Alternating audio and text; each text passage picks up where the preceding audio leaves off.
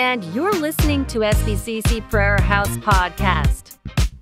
Podcast. Colossians chapter 1 verse 1 to 6. The fruit-bearing gospel. Yan ho yung ating pag-uusapan. Nakakita na ho ba kayo ng isang punong hindi namumunga? Dakil ka no? At tila sa sansaki yan. No, tayo na sumpal. Wala rami mambubunga, wala matirami at mambubunga. Wala rami napipilit na mambubunga, wala matirami kusan mambubunga. Gusto, wala rami voluntary at saka involuntary yung mambubungara. Pero kung titignan ho natin, lahat ng puno ay namumunga, iba't ibang klase ang bunga. Diba? Hindi natin maaring sabihin na ang mga ilang puno ay hindi namumunga. Yan ay nilikha ng Diyos para mamunga. Yan. Diba? So, ganun dun ho tayo. Yamang natanggap ho natin ang mabuting balita.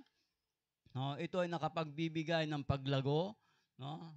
At pagbunga sa ating buhay kay Kristo. Amen. Babasahin ko po. Sabi niya dito, mula kay Pablo na apostol ni Kristo Jesus, ayon sa kalooban ng Diyos, kasama si Timoteo na kapatid natin. Sino raw ang kasama ni Pablo? Si Timoteo. Sabi niya sa mga taga-Kolosas, mahal kong mga taga-Kolosas, pinabanal. Ayan, ang tawag ni Apostol Pablo sa kanila, at matapat na kapatid na kay Kristo. Sumainyo nawa ang biyaya at kapayapaan galing sa Diyos na ating Panginoon. Verse 3, lagi kaming nagpapasalamat sa Diyos na Ama ng ating Panginoong Hesukristo sa tuwing nananalangin kami para sa inyo. Bakit daw? Sapagkat nabalitaan namin ang pananampalataya ninyo bilang nakay Kristo at ang pag-ibig ninyo sa lahat ng mga banal, ng mga pinabanal ng Diyos. Dahil umaasa kayong makakamtan ninyo ang mga inilaan para sa inyo sa langit. Ang pag-asang ito'y una ninyong narinig nang ipangaral sa inyo ang salita ng katotohanan. Ano raw yung kanilang narinig? Salita ng katotohanan. Patungkol ito, no, sa salita ng katotohanan. At ang sabi niya dito, ano yung salita ng katotohanan na yan? Ang magandang balita. No?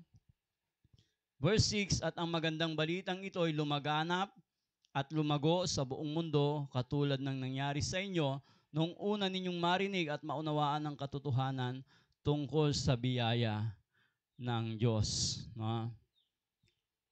Kung titignan ho natin, iba't iba ho yung kaparaanan ng ating Panginoong Diyos pagdating ho sa paglago at pamumunga ng isang iglesia.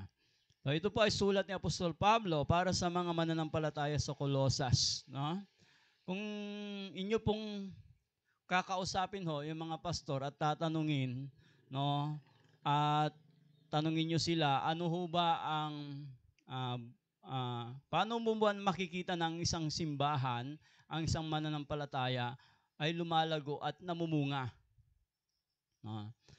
So, kung kakusapin mo sila tatanungin, mayroon ho silang iba't ibang paliwanag. No? Mayroon po silang laging dalawang approach pagdating ho dyan. Yung una, spiritual approach. Ano ho yung spiritual approach? Yung pangalawa, pragmatist approach. Sa isang banda, sa isang translation, ang ibig sabihin nito, practical approach. No? So, mayroon ho yung dalawang laging nasa kaisipan ng isang leader, ng isang pastor, no? Sa isang simbahan na kanyang pinamumunuan. Yung spiritual approach, no? Focus ho yan in discipleship. Nakapokus din ho lagi sila sa pananalangin. Then following Jesus while living. Diba? Sumusunod sa ating Panginoon Jesucristo habang sila'y nabubuhay. No? Yung kanilang testimony ay mahalaga sa kanila. No? Then trusting God for church growth. No, yung paglago ng isang iglesia ay pinagkakatiwala nila mismo sa Diyos. Yun ho yung spiritual approach. Bakit daw? Ano raw ho yung rason? Kasi For He is the builder of His church. No? Siya kasi ang nag-build ng iglesyang iyon. No? Pero mayroon hong disadvantage sa mga bagay na yon. Yamang sinasabi nila na ang Diyos ang nag-build sa kanyang iglesia, no need to evangelize, no need to invite. No? Pero tutok naman ho sila sa discipleship, prayer, following Jesus while living, and trusting God, no? For church growth. Ang problema lang, hindi na ho sila lumalabas at nag-i-evangelize. Diba? Ang ini-evangelize ho nila, yung mga mananampalataya na. Merong ganon. Imbis na ang tutok ho nila sa mga hindi pa mananampalataya, ang ini-evangelize at sinisiran ng gospel, yung mga natanggap na o nakarinig na, sumampalataya na, no, at tinanggap na ang regalo ng ating Panginoong Diyos. No? Hindi ho sila tutok sa evangelism and inviting someone. Yun ho yung disadvantage ng spiritual focus na okay ho, sapagkat focus ho sila sa training, prayer, follow-upping, diba? Following Jesus, then trusting God for church growth. Pero sa evangelism, paghayo, doon ho sila hindi kumikilos. Kasi bahala na ang Diyos, basta ang gawin natin, manalangin lang.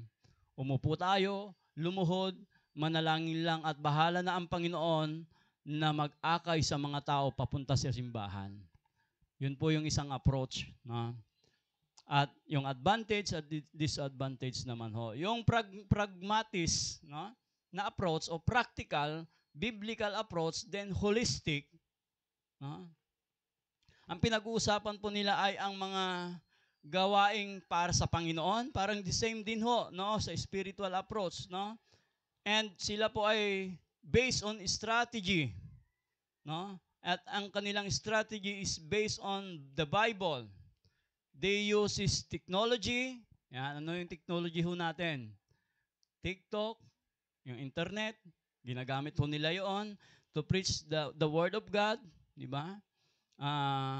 Yung Facebook ads, outreach campaign, no? Yun ho, ginagamit ho nila yung mga apps para ho makapag-encourage, bahagi ng salita ng ating Panginoon, makapag-invite.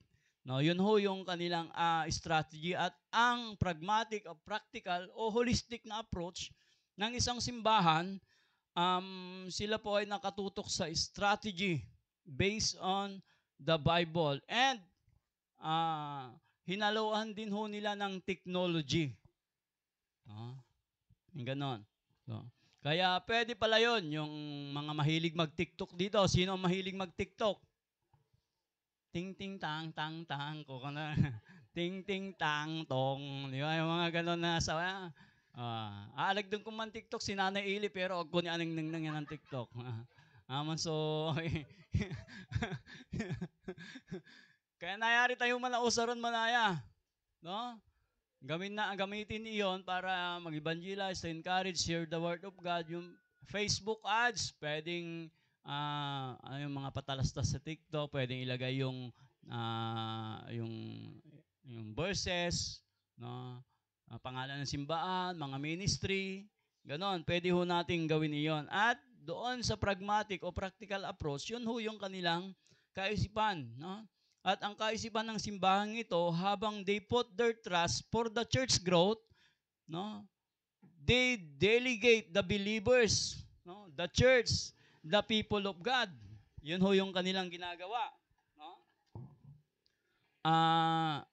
Hinihimok nila na makibahagi ang bawat katawan ni Kristo. Hindi lamang dapat si pastor ang kumilos o leader, kundi hinihimok ho nila na kahit ang mga katawan ni Kristo, lahat ng katawan ni Kristo ay makisama, makisali, makibalikat, no, sa gawain ng pag-iibanghelyo, no? Ito yung practical na approach, holistic approach. Hindi lamang sila nakatutok sa spiritual, kundi sa physical. Ang kanho nito ay may mga livelihood, yan, livelihood program. Yan ho yung kanilang mga strategy to spread the gospel, makahikayat, di ba?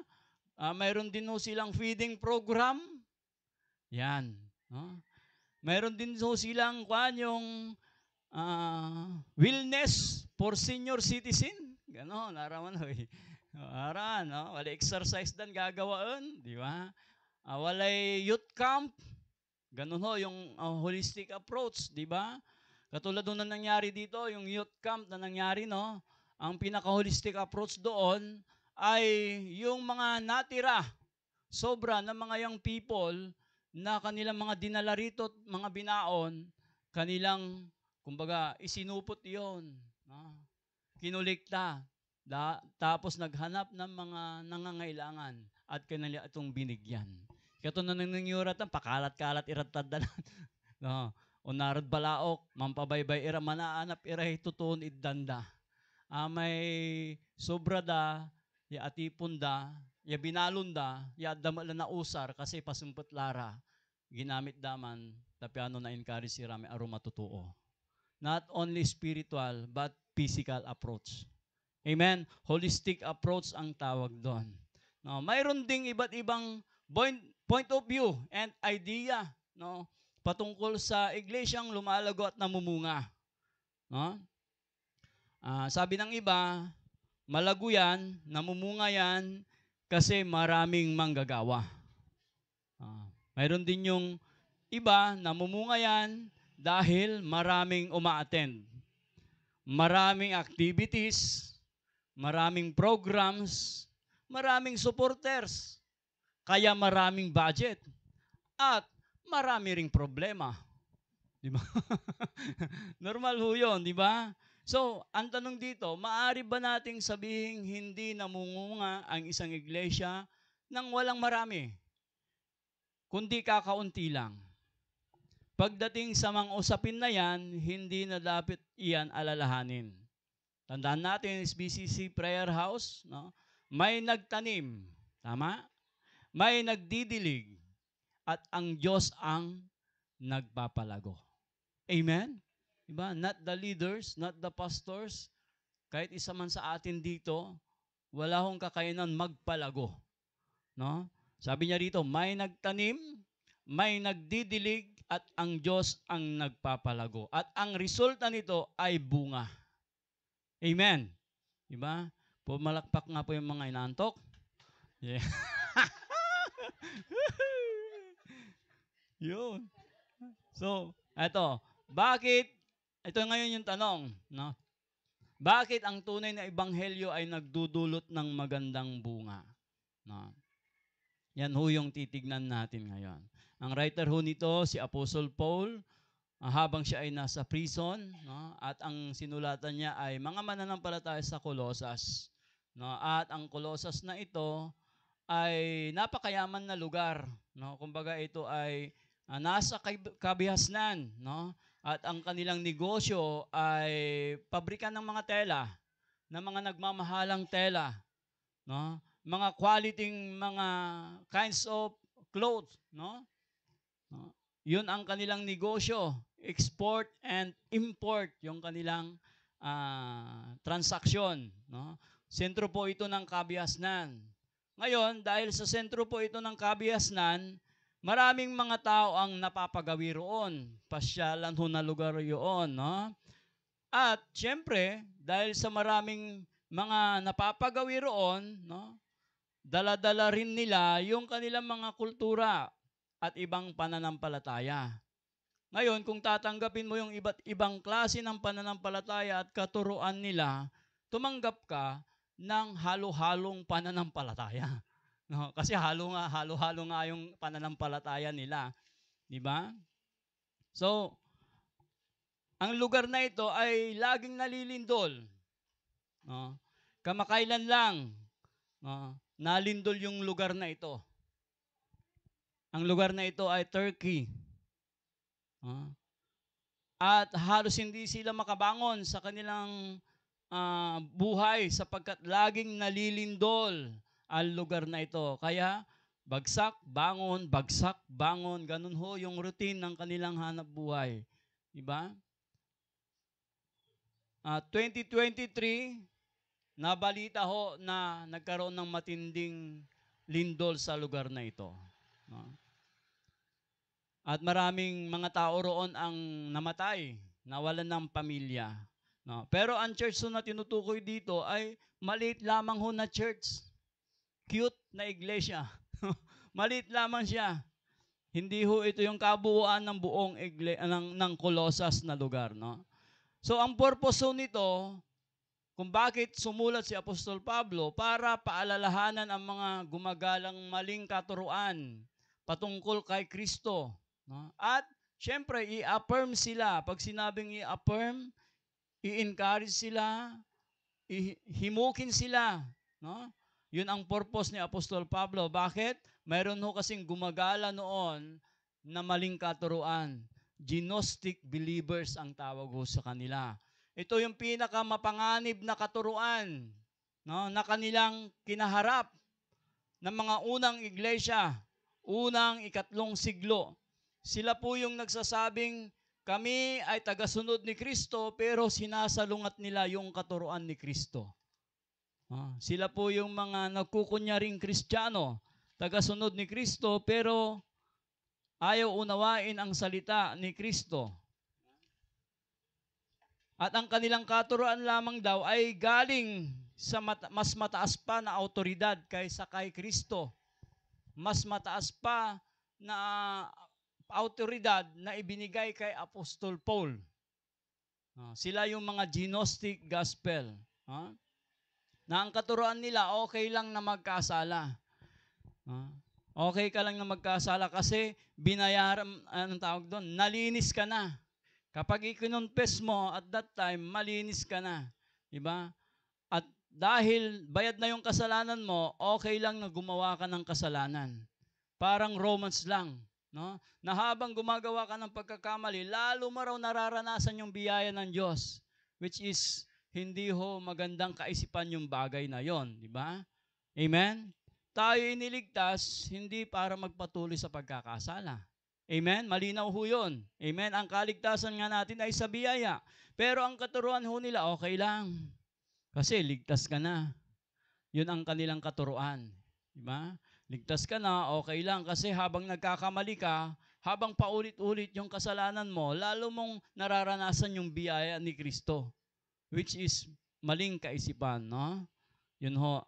Subalit, si Apostol Pablo ay nagagalak sapagkat ang mga mananampalataya sa Colossus ay di nagpatinag, no, sa maling aral. Sila ay nanindigan sa turo, no, ni Jesucristo na ipinahayag sa kanila ni Epapras. Sino si Epapras? Siya po ay nasiran sa lugar na Efeso. No? Si Epapras. At si Epapras ho ang nagdala ng mabuting balita sa lugar ng Colossus. Si Epapras. Hindi ho si Apostol Pablo. Pero gayon na lamang yung pagmamalasakit at kagalakan ni Apostol Pablo sa Colossus, kaya nagawa niyang sulatan sila para himukin at i-encourage na magpatuloy sa kanilang pananampalatayang natanggap kay Kristo, yung mabuting balitang natanggap nila na kanilang sinampalatayanan at tinanggap. Kaya naman habang pinanghahawakan nila ang mabuting balita, lalong lumago ang Church of Colossus. Hindi lang lumago, sila rin ay namunga. Mayroon ho tayong 3 puntos. Una, pangalawa, pangatlo. Naisulat na ho ninyo. Ayan. Una, bakit? Tulamay tupad tayo. Bakit ang tunay na ebanghelyo ay nagdudulot ng bunga? Ito yung rason. Dahil si Kristo ang pinakasentro ng mabuting ebanghelyo.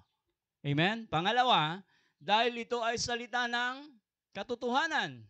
Pangatlo, dahil ito ay patungkol sa kagandahang loob ng Diyos. Yan.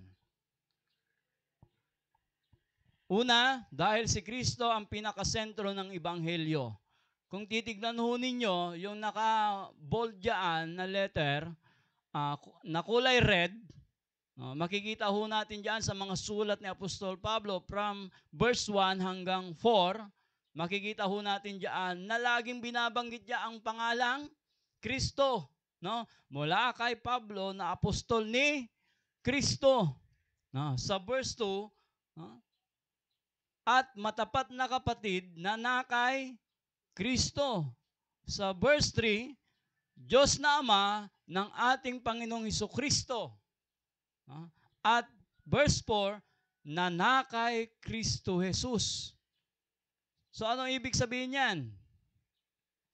Ang pinaka-sentro ng Ebanghelyo kung bakit namumunga ito ay si Kristo. Amen? Ilang beses binanggit? 1, 2, 3, 4 na binanggit. Di ba? Yung pangalang Kristo. Kaya naman, ang sentro ng Ebanghelyo at ng pagbabago na dulot nito ay si Kristo. Hindi inangkin ni Apostol Pablo, no? Yung position ni Kristo, no? Kundi si Kristo mismo ang pinakasentro ng Ebanghelyo. Kaya may pagbabago sa mga nakakarinig nito.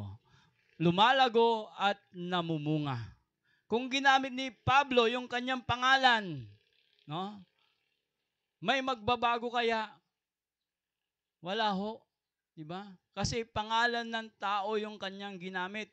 Pangalan niya mismo. Pero yung sentro ng Ebanghelyong ito, no, ang tinukoy niya diyan na pinakasentro ay si Kristo. Wala nang ibang pangalan.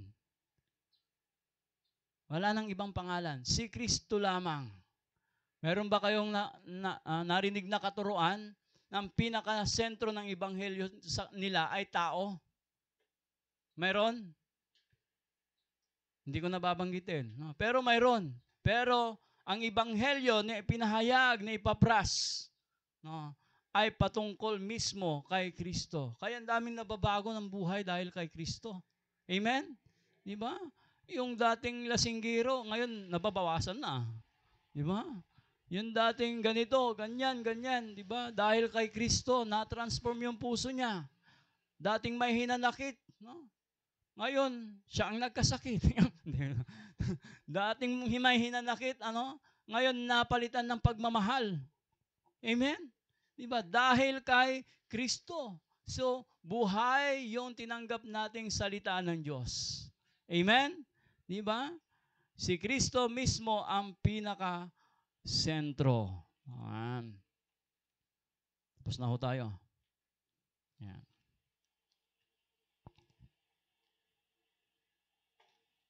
Medyo mahaba po to. Umpisan po natin sa pagpapakilala ni Apostol Pablo sa kanyang sarili bilang apostol ni Kristo. Tawag ko sa kanya, apostol ng mga hintil, no? Apostle of Gentile, no?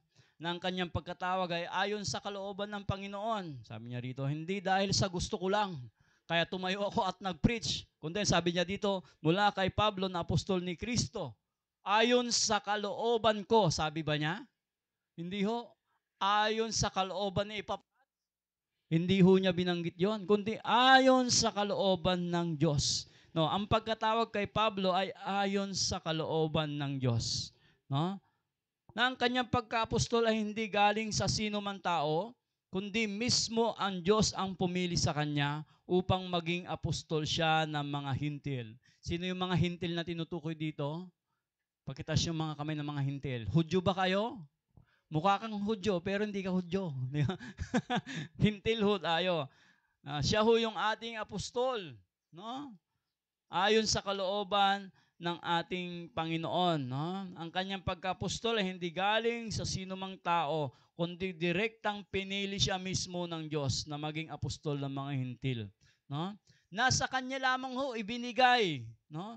Yung isang natatanging hiwaga, mystery, yun ay ang biyaya ng ating Panginoon Kristo na napakatagal na panahon na itinago, no?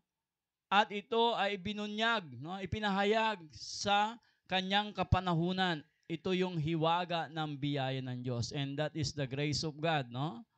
Kasama din ho niya si Timoteo.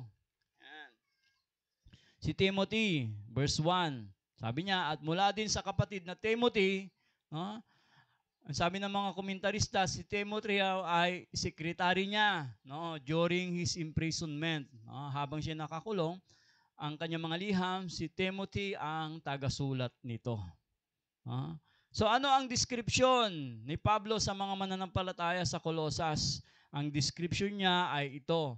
No? Ang mga taga-Colosas ay pinabanal. No? Yun ang description ni Apostol Pablo. Sila ay tapat. Amen? Di ba? At sila ay biniyayaan ng ating Panginoon. No? Sabi niya, sumain niyo ang biyaya at kapayapaan galing sa Diyos Ama. No? Sila ay hinirang ng Diyos. Pag sinabi nating pinabanal, hinirang. No? At tapat. Pag sinabing hinirang, pinili. Yun ho yung description ni Apostol Pablo. Yung tapat naman, yung pananampalatayang kanilang narinig ay kanilang pinanghawakan at isinapamuhay. Kaya ang sabi, tapat. Maari mo namang marinig yung salita, pero kung hindi mo ito ipapamuhay, hindi ka tatawaging tapat. No? Dalawa yan. Kailangan pag narinig mo, isapamuhay mo. Amen. Kaya tinawag ho silang tapat. In verse 3, no, makikita ho natin dyan, no, Paul stating kung sino ang dapat pasalamatan sa mabunga at lumalagong pananampalataya ng mga taga-Colosas. No? Sino raw ang dapat pasalamatan? Ang Diyos mismo. No? Sabi niya sa verse 3, nagpapasalamat kami sa Diyos na Ama na ating Panginoong Jesucristo, no? Yun ang sinabi niya, hindi lamang sila nagpasalamat, no? Kundi sila ay nananalangin sa Panginoon para sa Church of Colossus. No? Kung titignan natin, naningning may concern si Kato. Actually, hindi niya ito napuntahan, hindi pa niya ito nakita. No?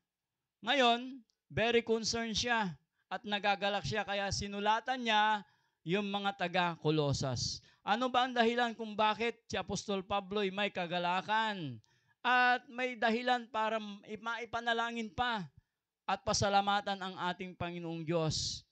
Ang balita kasi, yung pananampalataya ng mga taga-Colosas ay matindi. Amen? No? Napakatindi yung kanilang pananampalataya. At hindi lamang yon, dahil sila ay may pananampalataya, dahil sa salita ng Diyos na kanilang tinanggap, nagbunga iyon. Hindi lamang sila nanampalataya, kundi yung kanilang pag-ibig sa kapwa nila mananampalataya. No? Pwede mong sabihin, nananampalataya po ako, pero hindi mo naman mahal yung kapatid mo. Pwede ba yon? Hindi, no. Tingnan mo yung kapatid mo sa Panginoon. O sabihin mo sa kanya, I love you. Ayan. Parang hindi masabi ni Ading Sheila kay engineer. Yan. Hindi pwedeng nananampalataya ka lang. Dapat may pag-ibig din. Kung titignan natin, 3 bagay yung binanggit niya diyan, mayroon pang pag-asa. Yun ang sinabi sa Korinto na ang mga nananatili, di ba, ay ang pag-asa, pananampalataya, pag-asa, pero ang pinakadabis diyan sa lahat ay ang pag-ibig. Naningning tayo ba sulat ng Apostol Pablo diyan Colosas? Watan iman, di ba? That verse 1, ang God 6, naningning yung may talurat tan ya banag. Sa kaya sang ka-important yan at panagbilay tan panagbunga na sa kaya Kristiyano. So hindi lamang sila nanampalataya kay Kristo, kundi nagkaroon sila ng pag-ibig sa mga banal. No? Hindi lamang sila nakakitaan ng tapat na pananampalataya, kundi nakakitaan din sila ng tapat na pag-ibig sa mga banal. No? Pananampalataya at pag-ibig ay bunga ng mabuting balita. Ano ang mabuting balita? Ito ay patungkol kay Kristo. No? From verse 1 hanggang 4, mapapansin po natin ang ilang mga bagay o ilang beses na binanggit si Kristo. Kaya yon ang pinakasentro ng mabuting balita. Si Kristo. Amen. Yan. Ito, pag-isipan ho natin. Kung hindi patungkol kay Kristo, hindi mabuting balita yan. Baka balita ng kapitbahay mo yan. No? Hindi nga patungkol kay Kristo eh. Baka iba yung laman ng balitang yan. Hindi si Kristo. Kung hindi si Kristo, no? Kung hindi patungkol kay Kristo, hindi mabuting balita yan. Kung hindi si Kristo ang sentro ng balita, walang magaganap na paglago at pagbunga. Tandaan ho natin yan. Amen? Dahil si Kristo ang sentro ng Ebanghelyo. No? Lahat ng nakakarinig, tumanggap at sumampalataya ay makakaranas ng pagbunga. Amen? Palakpakan nga natin ang ating Panginoon. Mika 2. Pangalawa, dahil ito ay salita ng katotohanan. Paulo, ayaw niyang umalis. Yan. Dahil ito ay salita ng katotohanan. Sabi niya sa verse 5, dahil umaasa kayong makakamtan ninyo ang mga inilaan para sa inyo sa langit. Ang pag-asa, ito yung binabanggit ko kanina, 3 bagay, no? Pananampalataya, pag-ibig, pag-asa. Nakapaloob po dyan sa Colossians chapter 1, verse 1 to 6, no? Pag-asa, ito'y una ninyong narinig nang ipangaral sa inyo ang salita ng katotohanan, ang magandang balita. Sino sa inyo ho rito yung nung narinig niya ang mabuting balita, nanampalataya, tinanggap niya sa puso niya ito, ay talagang para bang nabunutan siya ng tinik sa kalooban. No? Yun ang bunga ng pag-asa. Yun ang bunga ng mabuting balita. No? Kapag ang balita ay may katotohanan, ang bunga nito ay pag-asa sa mga nakakarinig at mananampalataya. Amen? Pero kung ang balita ay hindi totoo, hindi siya katotohanan, ang bunga nito ay kawalan ng pag-asa. Tandaan ho natin yan. Amen? Ang salitang Old Testament, sa Old Testament, ang salitang katotohanan ay may 3 bagay. May 3 kahulugan. Pag sinabi nating katotohanan, ito ay mapapakinabangan, mapagkakatiwalaan, mapanghahawakan, 4 pala to, at maaasahan. Yan ho yung nakapaloob sa katotohanan. No? Kung hindi ito katotohanan, hindi mo yan mapapakinabangan. Amen? Hindi mo yan mapagkakatiwalaan. Hindi mo yan mapanghahawakan at kailanman hindi mo yan maaasahan dahil hindi yan yung totoong balita. Sapagkat ang totoong balita, ang bunga nito ay pag-asa sa mga nakakarinig at sumampalataya sa balitang yan. Amen. Pumalakpak nga ulit yung mga tulog. Yeah. Mayroon pa rin. Woo! So, ano ang kaisipan patungkol dito? Kung ang ibang balita ay hindi katotohanan, ibig sabihin, wala itong pakinabang sa'yo. Amen? Hindi ito makakabuti sa'yo. Kaya nga, sabi ni Apostol Pablo, huwag ninyong pakawalan yung mabuting balitang ito. Huwag ninyong kalimutan. No? Huwag pakawalan o kalimutan yung mga katotohanan na naitanim na sa ating puso. No? Sapagkat ito ay magiging sanggalang sa mga balitang walang katotohanan. No? Sa mga katuroang halo-halo lang. No? Ano? Ang tanong. May tanong pala ako dito. Ano ba ang dulot ng katotohanan ng tinutukoy natin?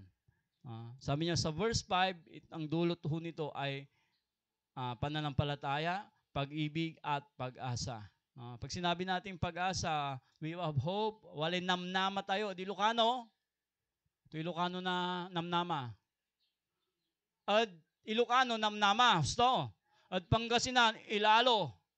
Agad ng kamali? Ilaluan. Katon, may inawat tayo maabig ya balita. Walay ilaluhan tayo sa atan. Walay aki dun tayo. Di ba? Amen. Di ba? So, ano ang description kasi ni Apostol Pablo? No? Dati, noong wala tayong pag-asa. At ngayong may pag-asa na tayo. Pakilipat, Kuya Paulo. 2 bagay ho na dapat manawan ho natin patungkol sa katotohanan. Una, katotohanan patungkol sa kalagayan ng tao. Pangalawa, katotohanan patungkol kay Kristo. Tignan ho natin ito. Next slide, Kuya Paulo.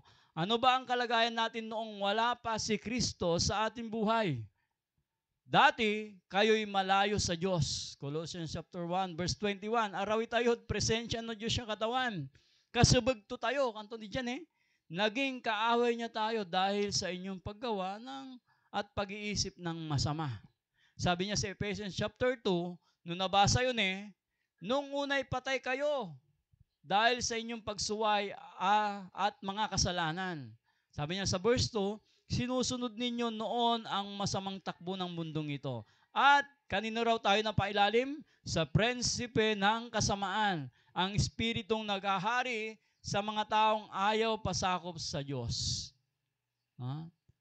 Sa 3, sabi niya, ang totoo, tayong lahat ay dati ring namumuhay ayon sa ating laman at sumusunod sa masamang hilig ng katawan at pag-iisip. Kaya't sa ating likas na kalagayan, kabilang tayo sa mga taong kinapupuutan ng Diyos. Noong panahong iyon, hiwalay kayo kay Kristo. Hindi kabilang sa bayang Israel. At hindi saklaw ng tipan na nababatay sa pangako ng Diyos. Hindi tayo kabilang sa mga pangako ng Diyos. Nooy nabubuhay kayo sa mundo na walang pag-asa at walang Diyos. Ano ang kabaliktaran ng may pag-asa? Walang pag-asa. Tayo ho yan, dati. Amen. Diba? Ngayon, ano naman ang patungkol sa katotohanan kay Kristo? Sabi niya sa Colossians chapter 1 verse 15, si Kristo ang larawan ng Diyos na di nakikita. Siya ang panganay na anak at pangunahin sa lahat ng mga nilikha.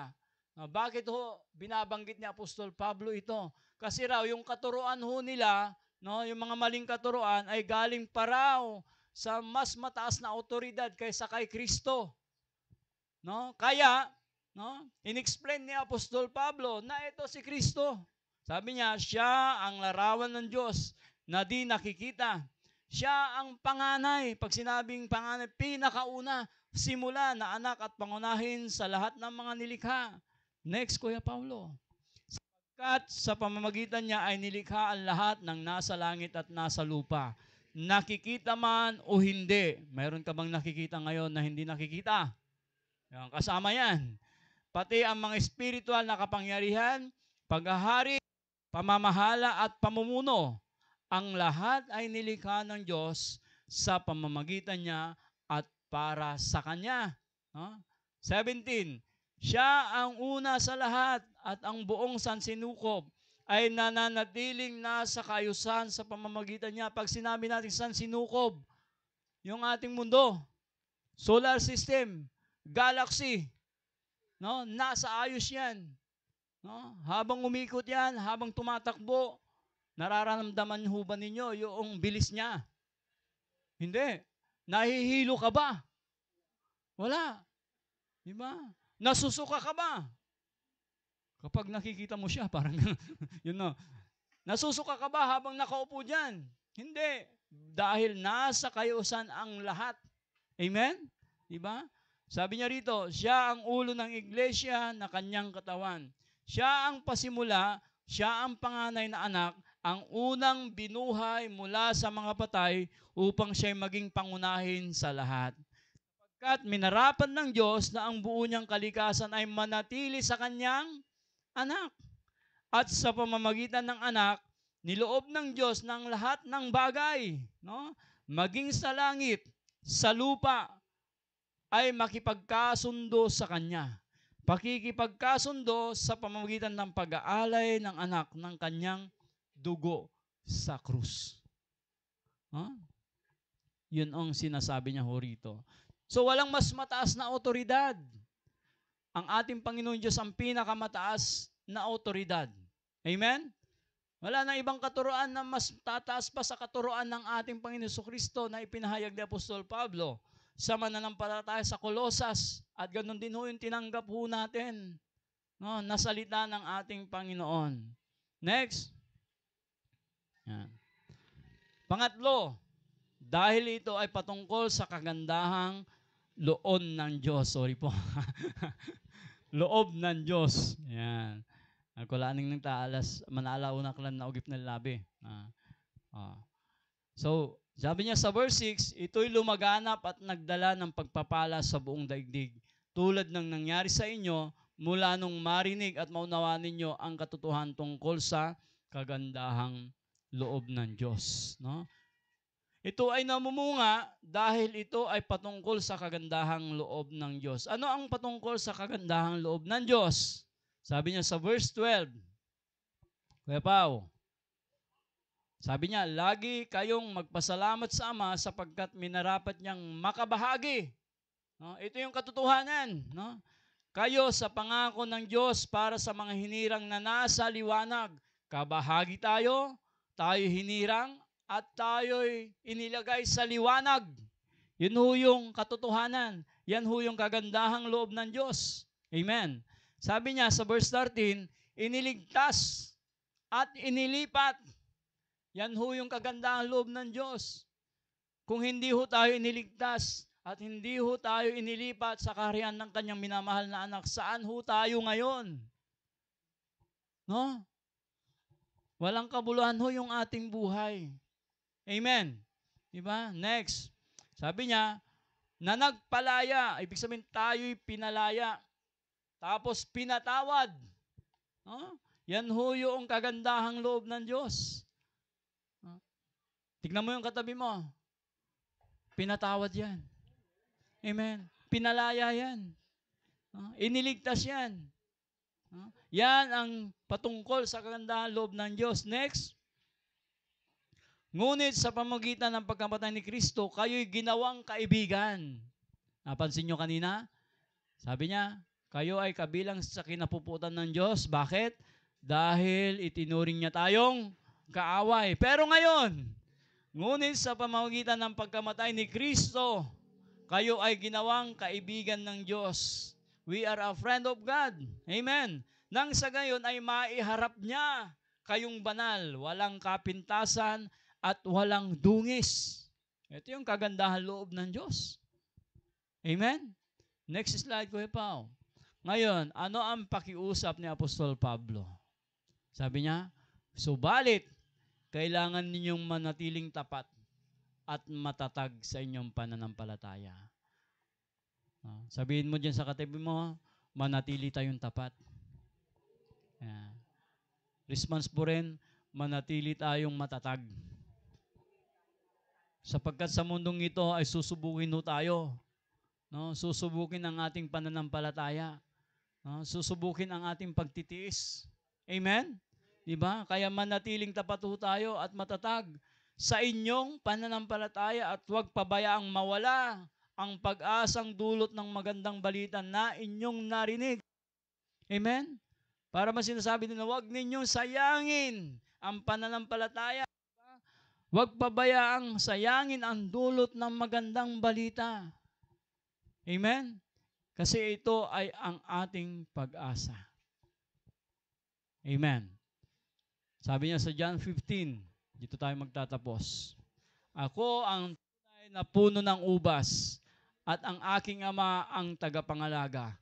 Inaalis niya ang bawat sangang hindi nagbubunga at kanya namang pinuputulan at nililinis ang bawat sangang nagbubunga. Kaya naman, ang tawag dito ay pruning. Nililinis niya yung mga sangang nagbubunga pa. Para saan? Anong purpose? Para lalo pang itong mamunga. Kaya minsan mayroon kayong nararanasang yung pagsubok, problema, no? Mga bagay na hindi nyo inaasahan, no? Na dumarating sa inyong buhay. Bakit? Ganyan ang nangyayari. No? Pinuputulan at nililinis ang bawat sang nagbubunga. Kaya kapag nagbubunga ka, dadaan ka talaga ng proseso. Hindi ibig sabihin na pag namunga ka na ay hindi ka na dadaan sa proseso. Dadaan ka pa rin sa proseso para mas lalo kang magbunga. Amen? Diba? Kaya kapag dumaan ho tayo sa proseso, wag ho nating bigyan ng limit ang ating Panginoon. Sabihin lang po na, Lord, gusto ko mong magbunga. Gusto ko pong lumago. Ano man ang proseso na pagdaanan ko, willing po ako. Wag nating limitahan ang ating Panginoon. Okay na po. Lord, masyado na masakit. Okay na po ako dito. Gusto nais ho nating maranasan kung hanggang saan ang ating limitasyon. Diba? Habang ang limitasyon natin ay, kumbaga, na-overcome ho natin. Diba? Yung mga limitasyon, no? Lalo pa tayong mamumunga. Lalo pa tayong lalago at tatatag. Amen? Diba? Kasi sabi niya dito, pinuputulan at nililinis ang bawat sangang nagbubunga upang magbunga pa ng lalong sagana. Verse 3, nalinis na kayo sa pamagitan ng salitang sinasabi ko sa inyo. Sabi niya sa verse 4, manatili kayo sa akin at mananatili din ako sa inyo. Bakit? Hindi magbubunga kasi ang sangang hindi nananatili sa puno. Kailangan manatili tayo sa salita ng ating Panginoon.